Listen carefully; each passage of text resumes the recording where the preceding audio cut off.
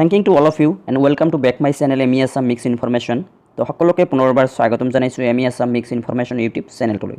তো আজি মই আলোচনা কৰিম LP আৰু UP টিচাৰৰ ভ্যাকেন্সি পোষ্ট ওলাইছে যে 9354টা পদ ভ্যাকেন্সি ওলাইছে। তো এই ভ্যাকেন্সি সমূহত এপ্লাই কৰাৰ কাৰণে কি এলিজিবিলিটি ক্ৰাইটেৰিয়া থাকিব আৰু এই ভ্যাকেন্সি পদসমূহৰ বাবে কেতিয়াৰ পৰা অনলাইন আৰম্ভ হ'ব আৰু ইয়াত কোনে কোনে এপ্লাই কৰিব পাৰিব কোনে কোনে নোৱাৰিব ইত্যাদি সকলোবোৰ এই ভিডিঅ'টোৰ যোগেদি বিতংকৈ আলোচনা কৰা হ'ব।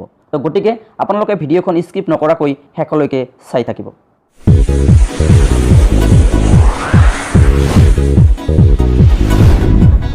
তো ইয়াতে এটা কথা স্পষ্ট কৰি ধুনীয়া কৰি লিখিছে যে যিহত কেণ্ডিডেটছে আগন্তুক অক্টোবৰ মাহত যিখন টেট পৰীক্ষা হ'বলৈ গৈ আছে সেই টেট পৰীক্ষাত উত্তীৰ্ণ হ'ব সেই কেণ্ডিডেটছ সকলেও এই এডভাৰ্টাইজত এপ্লাই কৰাৰ সুবিধা পাব।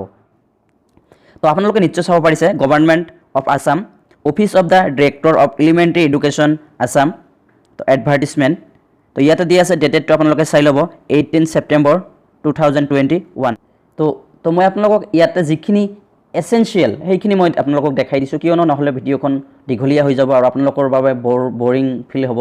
তো ইয়াতে আপোনালোকৰ LP প্লাছ UP এই দুয়োটা মিলাই আপোনালোকৰ পোষ্ট হৈছে টোটেল 9354টা।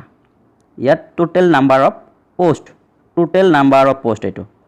তো LP আৰু UP মিহলাই 9354টা পদ ভ্যাকেন্সি। তো ইয়াতে LP কিমান আছে আৰু UP কিমান আছে তো আপোনালোকে চাব যে ইয়াত LPৰ কাৰণে আছে 7242টা পদ আৰু UPৰ কাৰণে আছে 2112টা পদ। তো আপোনালোকে নিশ্চয় চাব পাৰিছে তো LPৰ কাৰণে 7242 আৰু UPৰ কাৰণে 2112টা পদ। তো ইয়াতে কিছুমান টাৰ্ম এণ্ড কণ্ডিশ্যন আছে তো ইয়াতে কিছুমান এসেনশিয়াল কণ্ডিশ্যন আছে আৰু এই কণ্ডিশ্যনবিলাক আপোনালোকে চাব ভালকৈ। কি কৈছে এক নম্বৰত the candidates who have passed the Assam teacher eligibility test conducted by the Elementary Education Department, Assam will be eligible for applying and candidates who will appear and pass Assam TET to be conducted in the month of October 2021. তো ইয়াতে ধুনীয়া কৰি কৈছে যে এই পোষ্টসমূহৰ কাৰণে apply কৰিব পাৰিব অকল অসম টেট উত্তীৰ্ণসকলে অকল অসম টেট উত্তীৰ্ণ এপ্লাই কৰিব পাৰিব। আনহাতে এইখিনিতে এটা ধুনীয়া কথা উল্লেখ কৰিছে যে যিসকল কেণ্ডিডেটছে আপকামিং টেটত অক্টোবৰ মাহত যিখিনি হ'বলৈ গৈ আছে অনুষ্ঠিত হ'বলৈ গৈ আছে সেইখন টেটত উত্তীৰ্ণ হ'ব তেখেতেও এই পোষ্টৰ কাৰণে আবেদন কৰাৰ সুবিধা পাব। তো এইখিনিতে এটা কথা আপোনালোকক ক'ব খুজিছোঁ যে চিটেট সকলৰ কাৰণে ইয়াত কোনো অপশ্যন দিয়া নাই যে চিটেট সকলে এই এডভাৰ্টাইজমেণ্টত এপ্লাই কৰিব পাৰিব। তো চিটেট সকলে ইয়াত এপ্লাই কৰাৰ কোনো সুবিধা নাই। তাৰপিছতে 2 নম্বৰত কৈছে the language one of the Assam teacher eligibility test of the candidates shall match the medium of instruction of the school wherein the candidate wishes to apply.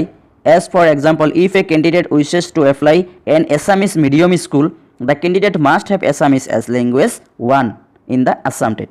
তো ইয়াত আপোনালোকে নিশ্চয় গম পাইছে যে যিসকল কেণ্ডিডেটছে লেংগুৱেজ 1 লৈ পাছ কৰিব তেখেতে সেই লেংগুৱেজ 1ৰ প্ৰিফাৰেঞ্চ পাব।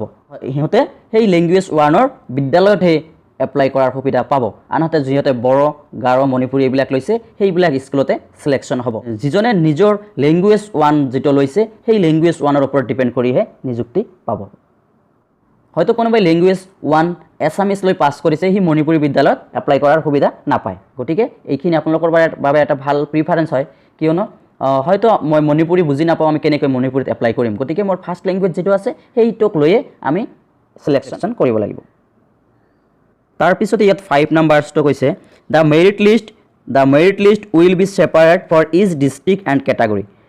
আৰু আপোনালোকৰ যিখিনি মেৰিট লিষ্ট আছে সেইখিনি ডিষ্ট্ৰিক্ট ৱাইজত ভাগ কৰা হ'ব কিয়নো এটা ডিষ্ট্ৰিক্টৰ মেৰিট লিষ্ট দেখা গৈ আছে যে 300 বিলো আছে। তো সেইটো 300 বিলৰ পৰাই ষ্টাৰ্ট হ'ব। তো এইটো এটা ভাল আপোনালোকৰ বাবে প্ৰিফাৰেঞ্চ হয় কিয়নো প্ৰতিবাৰ তেনেকুৱাই থাকে যে মেৰিট লিষ্ট ৱাইজ ডিষ্ট্ৰিক্টবিলাক ভাগ কৰা হ'ব। তাৰপিছতে 6 নম্বৰটো কৈছে a candidate must not be less than 18 years. কেণ্ডিডেটছৰ 18 বছৰ তলত হ'ব নোৱাৰিব of age and not more than 40 years আৰু 40ৰ ওপৰতো হ'ব নোৱাৰিব।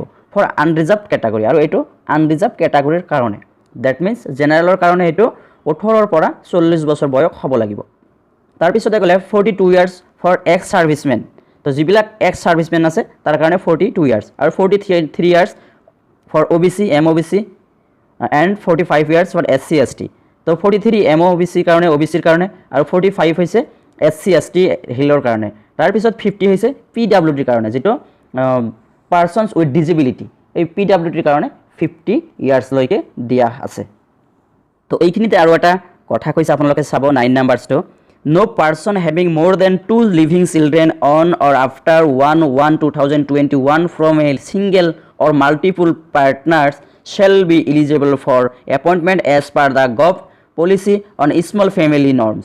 The guidelines contained in the notification number dated 6/11/2019 and number ইমান তো ইয়াতে এটা কথা কৈছে যিহত ক্যান্ডিডেটছৰ more than 2 living children দুটাতকৈ বেছি সন্তান আছে on or after 1/1/2021 আৰু 1/1/2021 পৰা a single or multiple partners shall will be eligible for appointment as per the government আপোনালোকে নিশ্চয় বুজিব পাৰিছে যে দুটাতকৈ যদি অধিক ল'ৰা ছোৱালী বা সন্তান থাকে তেনেহলে কিন্তু প্ৰবলেম হৈ যাব তাৰপিছত 10 নম্বৰ কৈছে the candidate shall submit the declaration at the time of online application as per the previous content in the notification number ABP 69/2029/17 dated 6/11/2029 and number iman the required declaration shall be filled up and signed by the candidates during submission of the online application তো আপোনালোকে যেতিয়া টেটৰ কাৰণে form fill up কৰিছিলে বা কৰিব সেই টেটৰ অনলাইন আবেদন প্ৰক্ৰিয়াৰ যিখিনি ফৰ্ম আছে এপ্লিকেশন ফৰ্ম আছে সেইখিনি যেতিয়া আপোনালোকে আকৌ টেটৰ চাকৰিৰ কাৰণে আবেদন কৰিব সেই সময়ত এই ফৰ্মটো প্ৰযোজ্য হ'ব 11 নম্বৰটো the eligible candidates shall apply online in the official website এই অফিচিয়েল ৱেবসাইটৰ যোগেদি আপোনালোকে এপ্লাই কৰিব পাৰিব যে dee.assam.gov.in এই ৱেবসাইটৰ যোগেদি আপোনালোকে এপ্লাই কৰিব পাৰিব আৰু এপ্লাই আপোনালোকৰ অনলাইন আবেদন প্ৰক্ৰিয়া আৰম্ভ হ'ব মাজৰাতি যেটো 27/9/2021 ৰ পৰা আৰু শেষ হ'ব মাজৰাতি 27/10/2021 লৈকে তাৰ পিছতে হেকত কিছু ইনস্ট্ৰাকশন আপোনালোকৰ বাবে দিয়া আছে আপোনালোকে এখিনি চাই ল'ব লয়াৰ প্ৰাইমাৰীৰ কাৰণে কি কি পাৰ্টিকুলাৰছৰ প্ৰয়োজন আছে তো আমি আৰু দীঘলীয়া কৰিব নিবিচাৰো তো আপোনালোকে অলপ চাই ল'ব এইখিনি কৈছে যে পাৰ্টিকুলাৰছখিনি আপোনালোকে চাব এবাৰ এলপিৰ কাৰণে আৰু ইউপিৰ কাৰণে এইটো হল ইউপিৰ কাৰণে যে আপাৰ প্ৰাইমাৰী পাৰ্টিকুলাৰছ তো আপোনালোকে চাই ল'ব তো ভিডিওটো যদি অলপ ভাল পাইছে তেনেহলে এটা লাইক কৰিব পাৰে আৰু যদি এই চেনেলটোত প্ৰথমবাৰৰ কাৰণে ভিজিট কৰিছে তেনেহলে চেনেলটো সাবস্ক্ৰাইব কৰিবলৈ নেপাহৰিব একত সকলোৰে শুভকামনা কৰিছো আৰু ধন্যবাদেৰে সমাপ্ত কৰিছো থ্যাঙ্কস ফৰ ওয়াচিং